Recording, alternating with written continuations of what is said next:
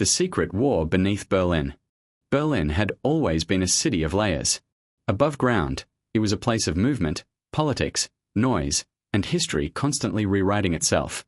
But beneath its streets, far below the rumble of trains and the footsteps of millions, there existed something older, something hidden, something never meant to be found. Lena Fischer never intended to discover it. She was an urban historian, someone who spent her days studying forgotten structures, abandoned tunnels, and the buried pieces of cities people preferred not to remember. Berlin was her obsession. Its scars told stories, and Lena had made a career out of listening to them. But even she believed that most secrets eventually came to light. She was wrong. It started with a map. The document arrived in a plain envelope with no return address. Inside was a brittle, yellowed sheet marked with hand-drawn lines that did not match any known underground system. Lena recognized sections of the U-Bahn and old wartime bunkers, but these lines went deeper, branching into areas that officially did not exist. At first, she thought it was a hoax. Berlin attracted its share of conspiracy theorists and amateur treasure hunters. But there was something about the precision of the map, the aging of the paper, and the symbols etched into its margins that unsettled her. Curiosity won. A week later, Lena found herself standing near an unremarkable maintenance entrance hidden behind a rusted gate in an alleyway. According to the map, this was one of the access points. It shouldn't have been there, or at least, it shouldn't have led anywhere significant.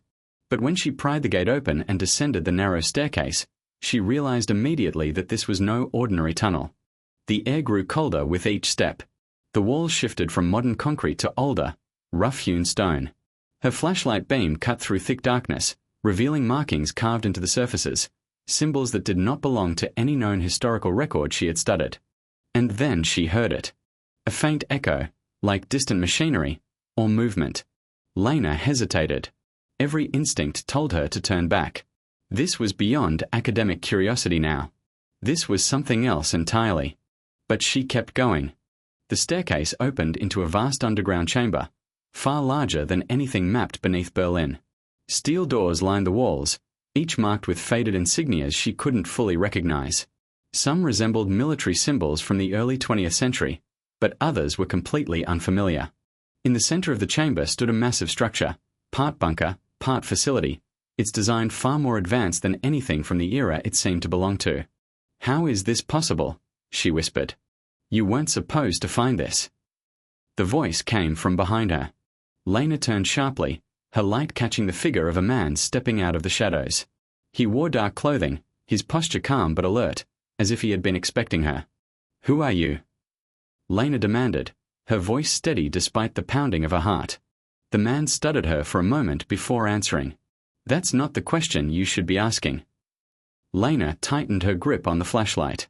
"Then what is?" He gestured around them. "The question is, what do you think this place is?"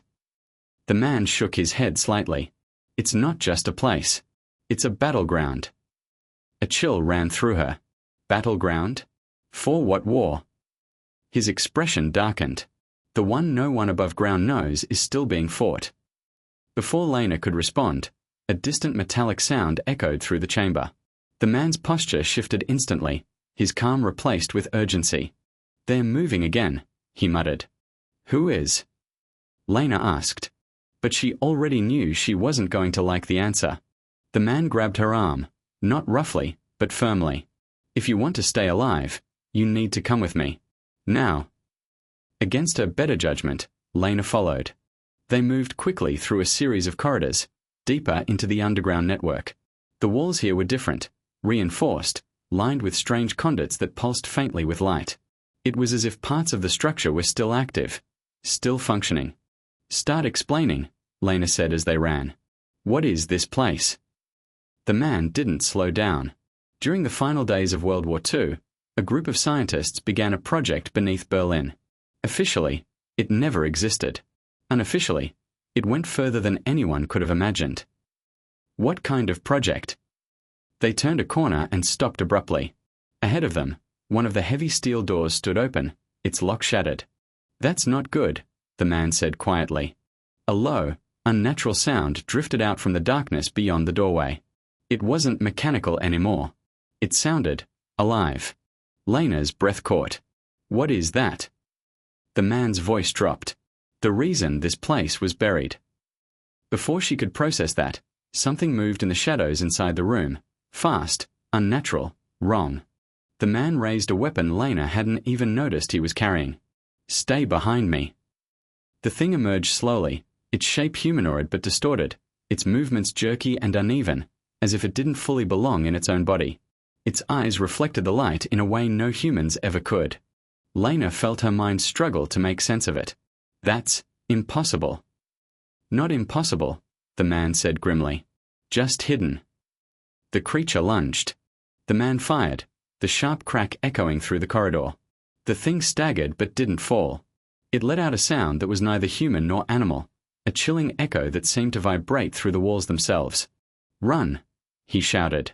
This time, Lena didn't hesitate. They sprinted through the tunnels as more sounds rose behind them. More movement, more of those things waking up.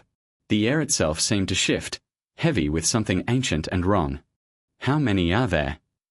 Lena gasped. The man's answer came too quickly. "Too many."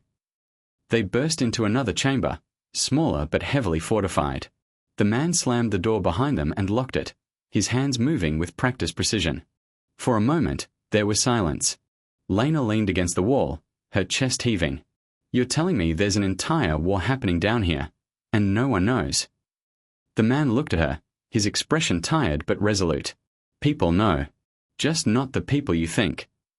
"Who are you?" she asked again. This time, he answered.